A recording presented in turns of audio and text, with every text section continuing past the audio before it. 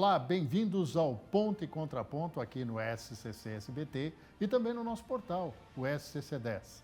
O nosso assunto de hoje não poderia ser outro senão as medidas anunciadas pelos governos federal e estadual para ajudar, eu não gosto da palavra socorrer, mas para ajudar as empresas nesse momento de vigência do tarifaço de 50% determinado pelo presidente dos Estados Unidos, Donald Trump.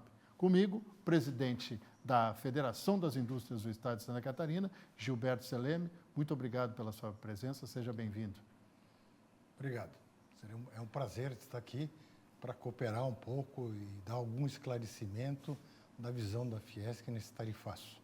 Presidente, a gente sabe agora que estamos navegando em mar revolto, mas temos algumas boias de salvação. Acho que é a melhor figura que eu imagino, que é do governo do estado, com esse lançamento dos 435 milhões entre renúncia fiscal e abertura de linhas de crédito emergenciais, e do governo federal com os 30 bilhões. Nesse primeiro momento, vamos centrar nas medidas anunciadas pelo governo federal, pelo governo do estado, que o senhor estava presente, inclusive, foi o anfitrião na sede da Fiesc. O que dizer deste valor, mas principalmente esmiuçando mais as medidas, que tem alguma coisa de renúncia fiscal e também de linhas de crédito emergencial? Veja bem, a nossa visão é que o governo, junto com nós, foi construído e para amenizar um pouco, vamos dizer, essa crise que pode acontecer. Ela está se desenhando, que se não houver algumas medidas pontuais, nós podemos entrar, alguns setores econômicos de Santa Catarina, algumas regiões vão ter problema de uma crise.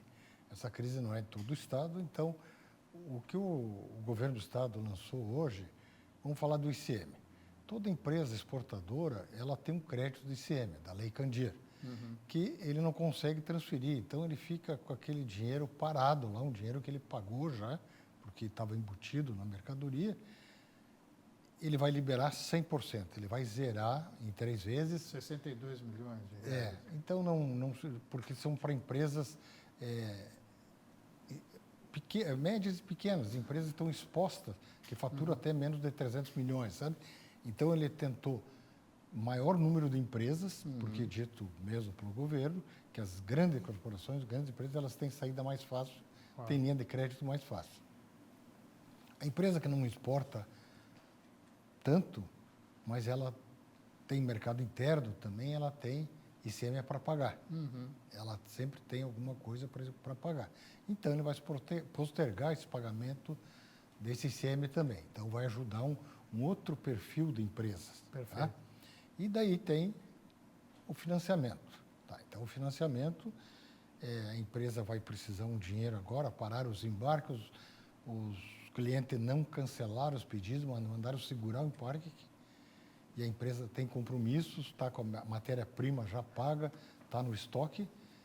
Então, com isso, vai ter uma linha de crédito, um juro, metade do juro do mercado, que está hoje, né? Subsidiado, então. Subsidiado, um juro bem subsidiado, e eu acho que isso aí vai ser, então, vai amenizar o problema. Desculpe. Fica à vontade. Bom, a questão que eu coloco agora é sobre essa distinção de valores. Por exemplo, nós temos lá Santa Catarina exportando, no último cálculo, que é relativo a 2024 ainda, né, 10 bilhões de reais para os Estados Unidos. Quase a totalidade disso, ou cerca de 9,4 bilhões, quase 9,5 bilhões, é do setor da madeira, tá? Relacionado com o setor madeireiro, que é um susto que se leva, né? Metade disso aí, quer dizer, metade desse valor, 5 bilhões, vamos arredondar, para o setor madeireiro, para o setor moveleiro também de Santa Catarina. Como se equaciona isso, presidente? Então, veja bem, Santa Catarina, a região sul do Brasil, quando começou a fazer florestas renováveis, plantar o pinus, não era pinus elhotes, era pinus americano. Exatamente. Era pinus americana. Pinheirinha americana. Então, o que quer dizer isso aí? Que nós trouxemos uma cultura, uma silvicultura deles para nós. Nós plantamos para fazer celulose, para fazer, e estamos fazendo produto que eles estão acostumados a usar. A madeira que nós estamos mandando não é madeira brasileira, é madeira de origem deles. Então, eles estão acostumados com essa madeira. Eles acham bonita essa madeira porque o avô já tinha na casa, o bisavô já tinha.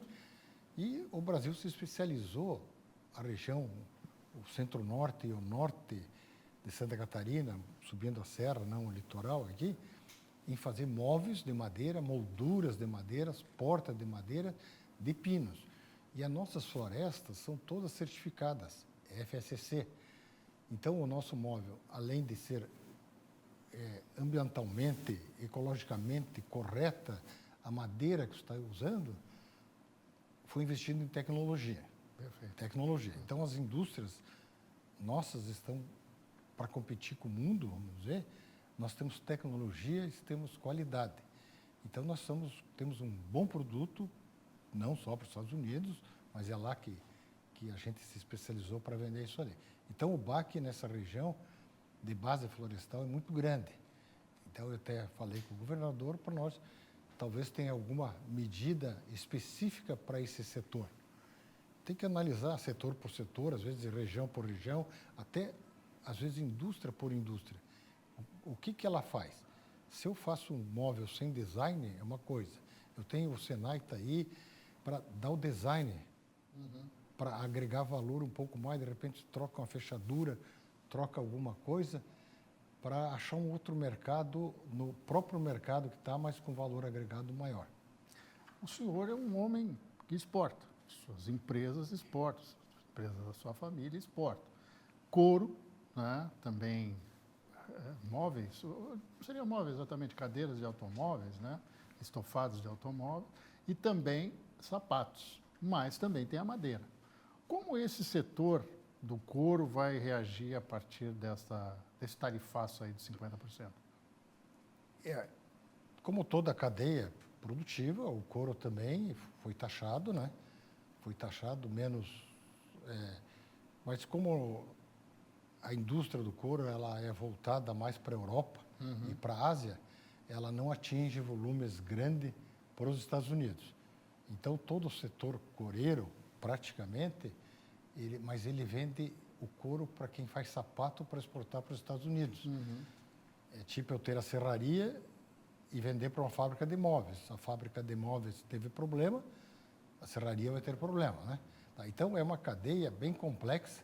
Às vezes o cara diz, eu vendo para uma empresa que no Brasil não exporta, mas ela exporta, vai vir nele Sim, vai o ter reflexo. que repassar, né? O reflexo. Então, o Jorginho está estudando mais uma medida, que a medida que o governo soltou hoje não é uma medida,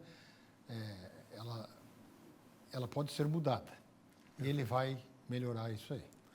Com relação a essa questão de riscos, né, política de riscos, que foi adotada como parâmetro para determinar valores. Aí nós temos o gerenciável, que é aquele menor patamar, né, o relevante, o alto e o crítico. Foi a melhor solução para fazer um diagnóstico do que precisava, presidente? Eu acho que foi muito inteligente essa divisão por nível de empresa, como que ela está exposta no mercado internacional. Eu acho que, a princípio, foi muito bom essa divisão nesses 5 grupos ali. 73 mil empregos é o que o governo do estado diz que está protegendo, mas não adotou a mesma medida do governo federal e não exigiu que essa manutenção de emprego estivesse no arcabouço de responsabilidade daquelas empresas que fizerem qualquer tipo de aporte financeiro junto às linhas de crédito ou até mesmo a antecipação aí do ICMS. Como é que o senhor analisa a partir de agora? Dá tempo de procurar outros mercados? Tempo hábil, que eu digo, nesses 4 meses da medida do governo do estado? Muito difícil achar outros mercados, porque eu tenho um produto e eu tenho que saber se aquele país aceita o meu produto. Eu tenho que ir lá naquele país e ver o que ele precisa, o que ele quer, e para ver se o meu maquinário, se eu consigo fazer o que ele precisa. Se eu pôr o meu produto embaixo do braço e for lá vender, são poucos que vão aceitar. porque vai o Brasil inteiro fazer isso aí.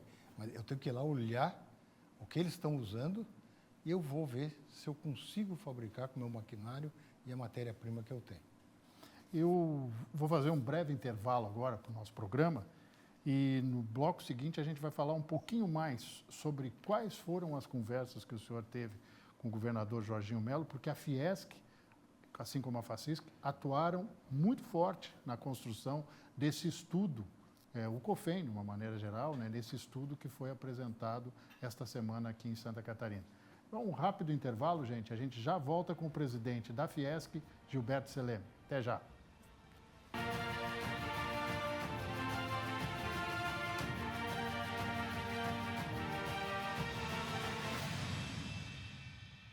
Voltamos com ponto e contraponto aqui no SCC SBT e também no nosso portal, o scc10.com.br. Vai lá, vê a entrevista que você não acompanhou desde o início, pode voltar, pode assistir quando quiser. Hoje, com o presidente da Fiesc, Gilberto Seleme.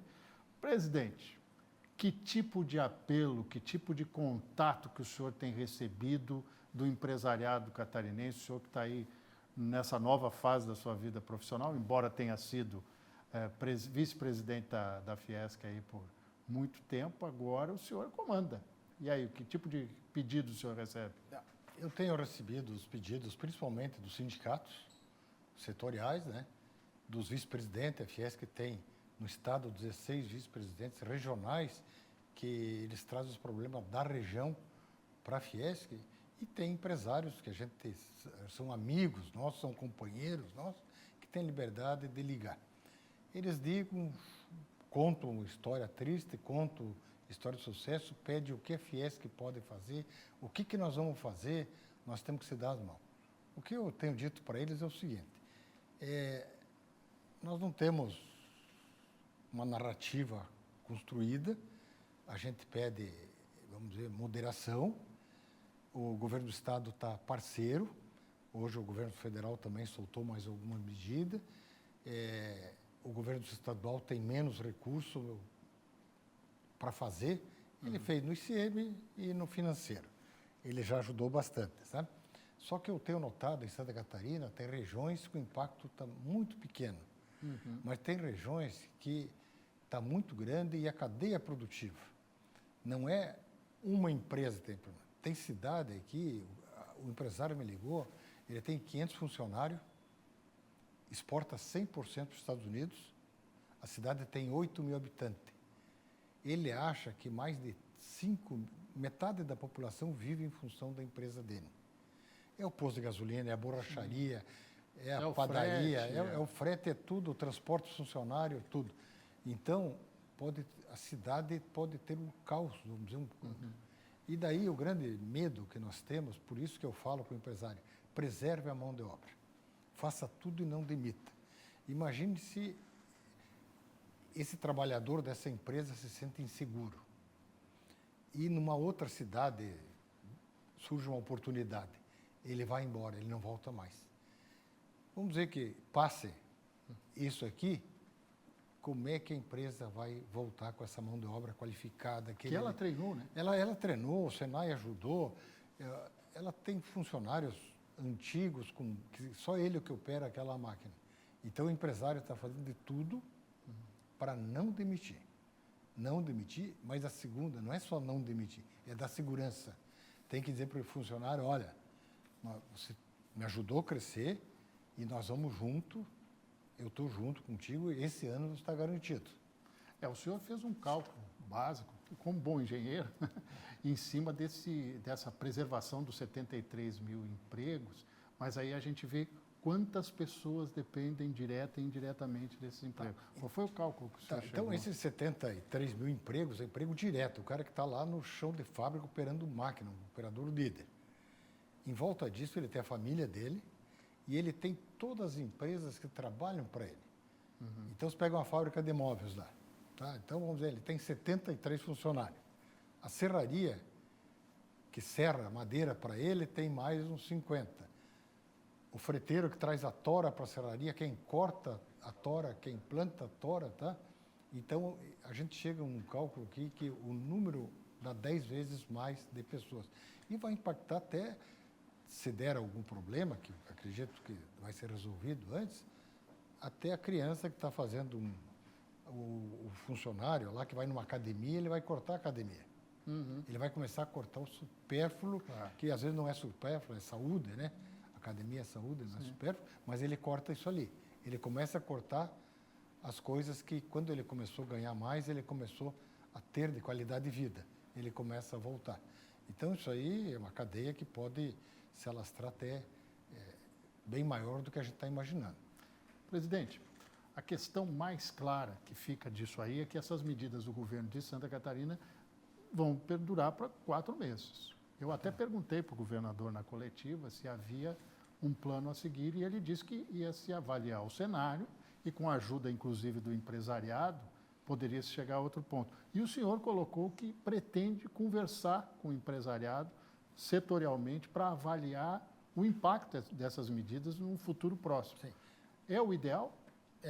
Eu vou, então, a gente, a Fiesc, tem uma rede muito grande até de informações e nós estamos sentindo o que o empresário sentiu das medidas. Ele ainda não sentiu, ele vai sentir.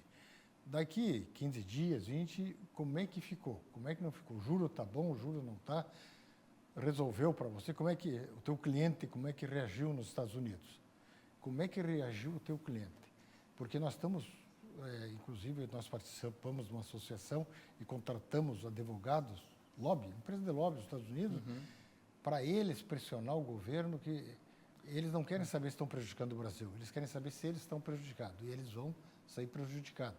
Então, a Fiesc agora vai escutar os empresários setorialmente, regionalmente, para daí chegar no governo e dizer, tá bom assim, você tem que arrumar aqui, e ele hoje foi bem claro que ele vai corrigir alguma distorção que tiver. Presidente, o senhor colocou, inclusive na entrevista coletiva, que o senhor acreditava mesmo, piamente, que seria uma pressão interna dos Estados Unidos que poderia resolver, em parte, o problema do tarifaço no Brasil. O senhor acredita que isso vai acontecer em médio, curto espaço de tempo? A pressão interna, eu acho que tem mais peso do que a pressão externa. Porque se nós for pressionar, nós vamos falar só que o Brasil está sendo prejudicado. Não, nós temos que ter um outro lado e dizer, presidente, nós estamos sendo prejudicados com essa medida. Fala-se em 130 mil empregos diretos em perigo nos Estados Unidos, Sim. aquela famosa carta dos Sim. senadores democratas para o Donald Trump. Isso ali. E daí, o que nós queremos mostrar também para os Estados Unidos é que, como a Ásia está com uma tarifa menor, a produção está indo para lá. E é o que os Estados Unidos não queria. E nós estamos dando emprego lá, estamos dando mão de obra lá, e estamos dando a produção lá e levando a riqueza para lá. Então, nós estamos mostrando para os Estados Unidos que ele tirou do Brasil, que era um grande parceiro comercial, historicamente, e está levando para os inimigos dele, que ele que disse que é inimigo. Está levando a produção para lá, a riqueza para lá e a mão de obra para lá. Vamos falar então sobre o plano do governo, que foi batizado de Brasil Soberano, aí já por razões ideológicas e políticas. Né? 30 bilhões de reais, priorizando setores mais afetados pelas tarifas. Uma boa notícia, presidente? Eu não sei o 30, o tamanho que ele é pelas empresas que vão captar, porque tem grandes empresas que vão pegar talvez boas parcelas ali, tá? Mas o que tem de positivo ali é o Reintegra, né? O Reintegra é muito interessante, um fundo de aval, de aval para os empréstimos, e esse financiamento também, queira ou não queira, vai ter que pagar depois. Claro. Então, ele vai pegar agora para amenizar o problema que vai ter nos próximos meses e depois ele vai ter que pagar. Então, ele tem que acreditar que as exportações vão voltar. E se voltar, e nós tivermos tarifa menor do que a Ásia, a produção brasileira vai voltar pleno emprego e como era antes. E o incentivo do drawback, como é que o senhor vê? O drawback não são para todas as empresas, a empresa que agrega algum valor que precisa, ela traz de fora, agrega no valor e exporta de novo. E às vezes ficava muito curto o prazo, então essa dilatação de mais um ano, 50% a mais, de 2 para 3, Isso aí vai ajudar também as empresas que têm o drawback, porque ela fez o drawback e não consegue exportar agora. Exato. Então, ela ganhou esse ano que vai ajudar bastante. Presidente, antes da gente encerrar, quero lhe agradecer muito pela sua gentileza. Sei que o senhor tem compromisso, inclusive viagem marcada, e veio aqui ao nosso convívio. De cumprimentar antecipadamente, porque na sexta-feira da semana que vem, o senhor já toma posse como presidente, o senhor que já é presidente de fato e de direito, vai ser apenas a solenidade. Quero lhe cumprimentar e desejar muita sorte, porque competência o senhor tem. Não, obrigado, Roberto, e as portas da Fiesc estão sempre abertas para vocês, para nós trazer informação, principalmente para o empresário, mas para a população catarinense. Muito obrigado, então, pela sua presença. Nós encerramos aqui o Ponto e Contraponto e voltamos na semana que vem. Um grande abraço e até lá.